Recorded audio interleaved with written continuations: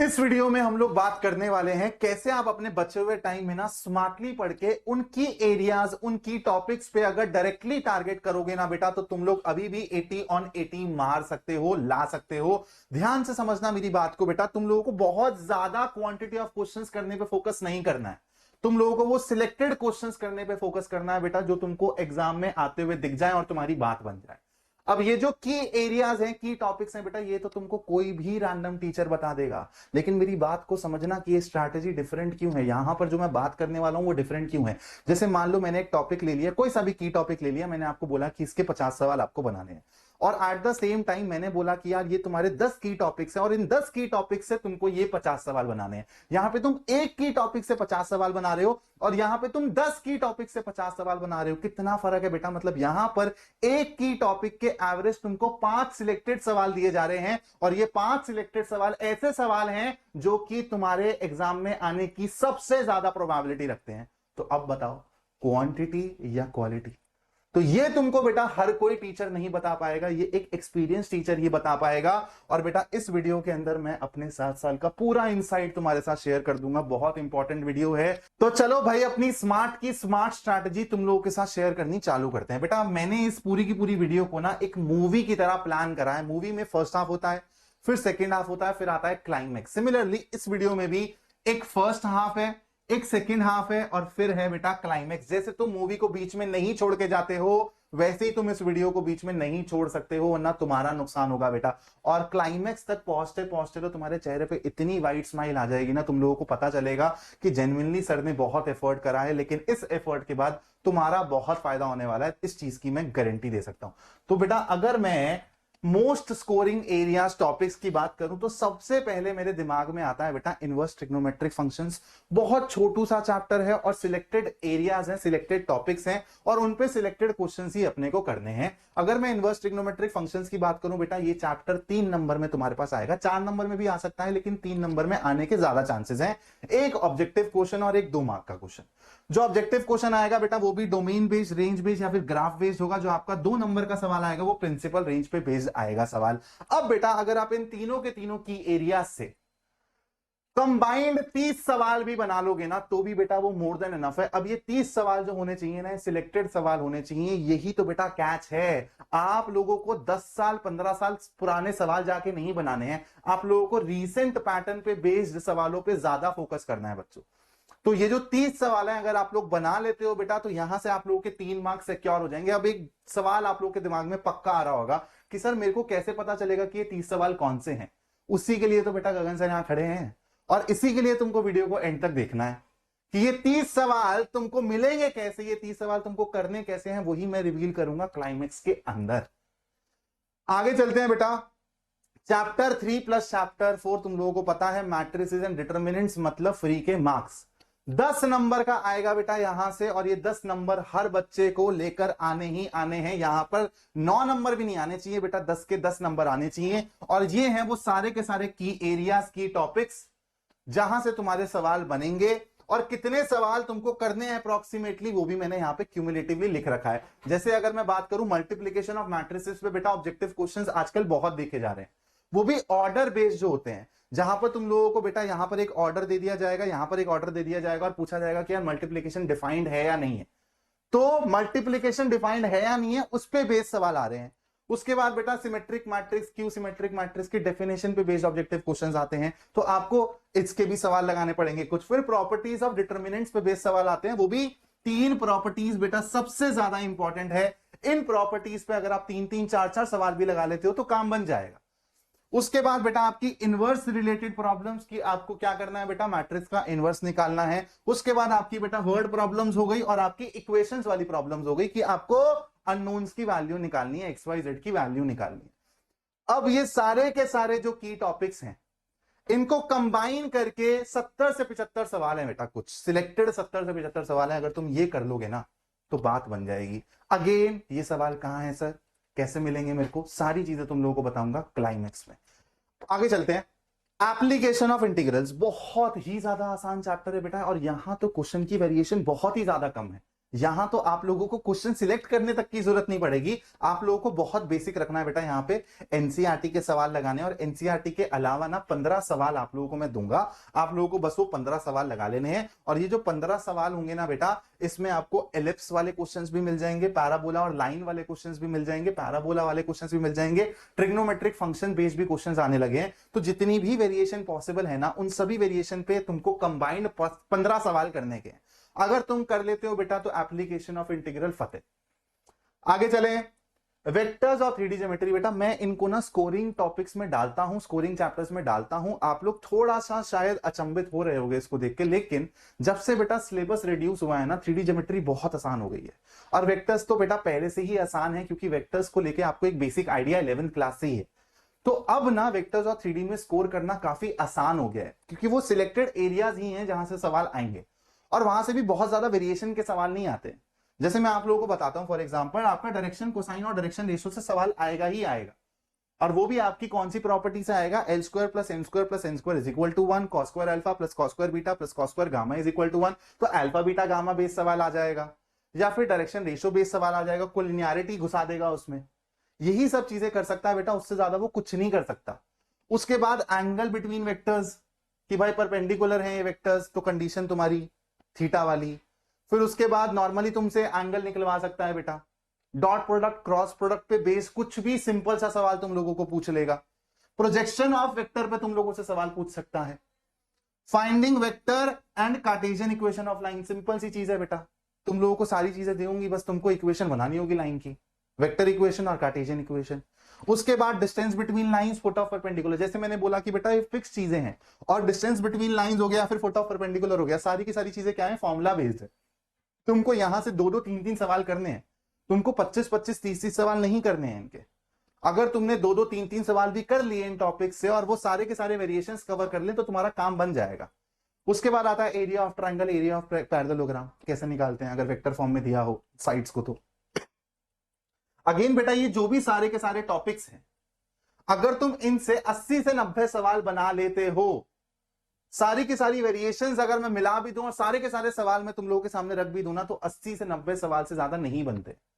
मतलब 2 दिन के अंदर ये तुम सवाल बना लोगे बड़े प्यार से, 2 दिन के अंदर तुम 14 मार्क्स यहां से इन कर सकते हो। वेक्टर और 3D की कंबाइंड वेटेज 14 मार्क्स की है बेटा। अब देखो यार, कुछ ना प्रूफ वैल्यू बेस्ड क्वेश्चंस आते थे वेक्टर के, जो कि अब नहीं आते, लेकिन आप लोगों को ये वाले सवाल ना मेरे वन शॉट में मिल जाएंगे। मैं अपने वन शॉट में ना बहुत सिलेक्टेड सवाल कराता हूं, तो आपको मेरे वेक्टर और 3D के वन शॉट में ना कुछ सिलेक्टेड सवाल मिल जाएंगे इस थीम पे बेस्ड। तो इस थीम के जो सवाल है आपको सिर्फ उतने ही करने हैं जितने मेरे वन शॉट में है, उसके अलावा आपको कुछ नहीं करने का। समझ आ गई बात मेरी? अब आते हैं बेटा लीनियर प्रोग्रामिंग पे। देखो कुछ नहीं करना, ज्यादा दिमाग लगाना ही नहीं है। गगन सर इसका जो वन शॉट डालेंगे, बस वो वन शॉट देख लेना, और उसमें जो क्वेश्चंस कराएंगे वो देख लेना, काफी। इसके अलावा बेटा कुछ 10 से 12 एक्स्ट्रा क्वेश्चंस करने के लिए रहेंगे तुम्हारे पास, जिससे तुम्हारे लीनियर प्रोग्रामिंग के 5 नंबर एकदम शॉर्ट हो जाएंगे। वो 10 से 15 सवाल भी कौन से हैं वो मैं बता दूंगा तुम लोग, लेकिन तुम लोगों को ध्यान रखना है कि यहाँ पे तुम लोगों को ज्यादा सर पैर नहीं मारना है, वन शॉट देखना है, और वो जो 10 से 15 सवाल मैं दूंगा बस उसको करना है। आगे चलते हैं बेटा। अब आ रहे हैं हम ना रेस्ट, अब हम सेकंड हाफ में आ चुके हैं बेटा मूवी की, ठीक है। अब वो जो रेस्ट ऑफ द चैप्टर्स है ना, उसमें से वो सिलेक्टेड क्वेश्चंस कौन से हैं, वो सिलेक्टेड टाइप कौन से हैं, फिक्स टाइप कौन से हैं, उस पर हम लोग बात करेंगे। जैसे रिलेशंस एंड फंक्शंस की बात करूं बेटा, तो देखो यहाँ पे लिख भी रखा है क्लियरली कि तुमको कुछ करना नहीं है, तुमको ना 5 से 7 सवाल बनाने हैं 1-1 on 2 पे बेस्ड। जहां पर आता है ना कि प्रूव दिस इज 1-1 on 2, ऐसे तुमको 5 से 7 सवाल करने हैं। अब गलती ये नहीं करनी कि भाई ये सारे के सारे सेम टाइप के सवाल कर दो, नहीं। कोई एक आधा तुम मॉडुलस वाला सवाल कर लो, एक आधा तुम ट्रिग्नोमेट्री बेस्ड सवाल कर लो। तो तुम लोगों को जो ये 5 से 7 सवाल करने हैं ना, सारी की सारी वेरिएशंस के करने हैं। अब यहीं पे तो बेटा मैं काम आऊंगा, मैं तुम लोगों को मटेरियल प्रोवाइड करूंगा जहां पे तुमको ये सारी की सारी चीजें मिल जाएंगी। उसके बाद बेटा अगेन तुमको 5 से 7 सवाल करने हैं इक्विवेलेंस रिलेशन पे बेस्ड, जहां पर आता है ना prove that this is equivalence relation और show that this is equivalent relation. Again latest pattern पे बेस्ड सवालों पे ज्यादा फोकस करना है। मैं दोबारा बोल रहा हूं, बहुत ज्यादा पुराने क्वेश्चंस मत उठा लेना। उसके बाद बेटा एमसीक्यूज जो आएंगे तुम्हारे इस चैप्टर से, वो कहां से आएंगे, इन्हीं सिलेक्टेड एरिया से आएंगे। कि भाई तुमसे रिफ्लेक्सिविटी के बारे में पूछ लेगा, सिमेट्रिसिटी के बारे में, ट्रांजिटिविटी के बारे में, नंबर ऑफ रिलेशंस पूछ लेगा, नंबर ऑफ फंक्शंस पूछ लेगा, नंबर ऑफ रिफ्लेक्सिव रिलेशंस पूछ लेगा, नंबर ऑफ इक्विवेलेंस रिलेशंस पूछ लेगा। और ऐसे सवाल तो मैंने तुमको ऑलरेडी बेटा अपनी ललकार सीरीज में करा भी रखे हैं, लेकिन तुम लोगों को इनकी खुद से भी प्रैक्टिस करनी है, क्लाइमेक्स तक वेट करना पड़ेगा।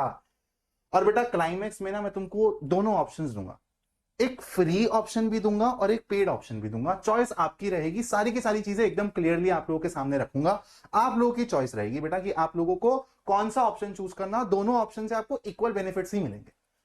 फिर आते हैं बेटा हम लोग चैप्टर 5 यानी कि कॉन्टिन्यूटी एंड डिफरेंशिएबिलिटी पे। बेटा यहां पर तुम्हारा यार चेक कॉन्टिन्यूटी चेक डिफरेंशिएबिलिटी वाले सवाल इंपॉर्टेंट है। कॉन्टिन्यूअस डिफरेंशिएबल है अगर ये फंक्शन बेटा तो तुम लोगों से अननोन्स की वैल्यू पूछ लेगा। उसके बाद लॉगरिथमिक डिफरेंशिएशन बहुत ज्यादा इंपॉर्टेंट है, ऑलमोस्ट 100% फिक्स है यहां से सवाल आना। तो तुमको लॉगरिथमिक डिफरेंशिएशन के अब 15-20 सवाल नहीं लगाने हैं बेटा, अगर तुम इस पे बेस 5 से 7 सवाल भी लगा लोगे अलग अलग वेरिएशन के तो तुम्हारा काम बन जाएगा। उसके बाद सब्स्टिट्यूशन बेस्ड डिफरेंशिएशन इंपॉर्टेंट है, पैरामेट्रिक फॉर्म आता ही आता है सवाल। तो ये हो गए तुम्हारे वो की areas from continuity and differentiability. और इन सारे के सारे की एरियाज से देखो 5 यहां पर एरियाज हैं और मैंने यहां पे लिख रखा है 35 से 40 सवाल। मतलब हर एक एरिया से मैं तुमको 7 से 8 सवाल से ज्यादा करने के लिए नहीं बोल रहा हूं कि भाई 50 सवाल करो एक एरिया से, तो वो तो गेम ही नहीं है बेटा। इसलिए स्मार्ट की स्मार्ट स्ट्रैटेजी है जो मैंने स्टार्टिंग में बोला था। चलते हैं थोड़ा सा और आगे। एप्लीकेशन ऑफ डेरिवेटिव्स में बेटा increasing decreasing function, finding derivative at specific value, rate of change based के बेटा जो तुम्हारी प्रॉब्लम्स होती हैं वर्ड प्रॉब्लम्स, मैक्सिमा मिनिमा की नॉर्मल प्रॉब्लम्स जहां पे तुमको वैल्यू निकालनी होती है, क्रिटिकल पॉइंट्स निकालने होते हैं, या फिर मैक्सिमा मिनिमा पे बेस्ड जो वर्ड प्रॉब्लम्स आती हैं सिलेंडर वाली कोन्स वाली, वो सारी की सारी प्रॉब्लम्स तुमको करनी है। और देखो यहाँ पे मैंने लिख रखा है 10 से ज्यादा वेरिएशन है ही नहीं बेटा वर्ड प्रॉब्लम्स में। अगर तुम हर एक वेरिएशन का एक एक सवाल भी लगा लोगे, मतलब 10 सवाल भी लगा लोगे, तो तुम्हारा काम बन जाएगा। और तुमको पता है बेटा कि यहां से तुम्हारा केस बेस्ड फंसेगा ही फंसेगा। अगेन बेटा इन टॉपिक्स को देखो, 5 टॉपिक्स हैं और कितने सवाल बोले हुए हैं, 35 से 40 सिलेक्टेड सवाल लगाने पड़ेंगे, काम बन जाएगी। और that should be recent pattern पे बेस्ड होने चाहिए सिलेक्टेड सवाल। इंटीग्रल्स के लिए चीजें और सिंपल है बेटा, क्योंकि बड़ा चैप्टर है तो मैंने उसको और ज्यादा सिंपल कर दिया। तुमको कुछ नहीं करना है बेटा। गगन सर ने एक शॉर्ट्स डाली थी अपने चैनल पे जिसमें मैंने 10 कैटेगरी ऑफ क्वेश्चंस बताए थे। अगर आप हर एक कैटेगरी से 3 से 4 सवाल बना लेते हैं ना तो काम बन जाएगी। कहां है सर ये वाली शॉर्ट्स? ये रही 10 इंटीग्रल सीक्रेट क्वेश्चंस। आप लोगों को शॉर्ट्स वाले सेक्शन में जाना है, 2.1 के व्यूज हैं इस पे, देख लेना बेटा। तुमको यहां से क्लैरिटी मिल जाएगी कि इंटीग्रल्स चैप्टर से क्या क्या चीजें इंपॉर्टेंट है। चलो थोड़ा सा और आगे चलते हैं। फिर आते हैं बेटा डिफरेंशियल इक्वेशंस पे। ऑर्डर और डिग्री पे बेस्ड सवाल आएगा ही आएगा। तुम लोगों को 10 से 12 सवाल लगाने हैं बेटा इस टॉपिक से। उसके बाद variable separable, homogeneous differential equation and linear differential equation combined. अगर तुम इनके 10-10 सवाल भी कर ले तो मतलब 10 इससे 10 इससे 10 इससे काम बन जाएगा, उससे ज्यादा वेरिएशन है ही नहीं। फिर चलते हैं बेटा प्रोबेबिलिटी पे। अब यहां पर बेटा थोड़ी सी क्वेश्चन की ना वेरिएशन ज्यादा है, ठीक है। तो यहां पर तुम लोगों को बेटा कंडीशनल प्रोबेबिलिटी के और इंडिपेंडेंट इवेंट के ठीक ठाक, मतलब इन दोनों के ही अगर मैं बोलूं तो तुमको एटलीस्ट 15 सवाल लगाने पड़ेंगे सारी वेरिएशन कवर करने के लिए। उसके बाद बेटा Bayes theorem, total probability. Starting में समझने में टाइम लगेगा, लेकिन एक बार समझ में आया तो तुम क्वेश्चन फोड़ दोगे। यहां पर एज सच वेरिएशन नहीं है, लेकिन यहां पर तुमको ये कॉन्सेप्ट ग्रैब करने के लिए और उसको अप्लाई करने के लिए बेटा काफी मेहनत करनी पड़ेगी।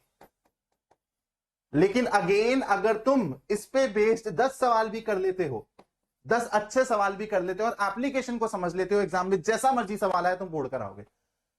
फिर आते हैं बेटा प्रोबेबिलिटी डिस्ट्रीब्यूशन। अगेन ये बेटा तुम्हारा फॉर्मूला बेस्ड है, ठीक है, काफी फॉर्मूला बेस्ड है, लेकिन यहां पर भी एप्लीकेशन इंपॉर्टेंट है। तुमको एप्लीकेशन क्लियरली समझ आनी चाहिए, तब जाके तुम लोग फॉर्मूला को भी अप्लाई कर पाओगे।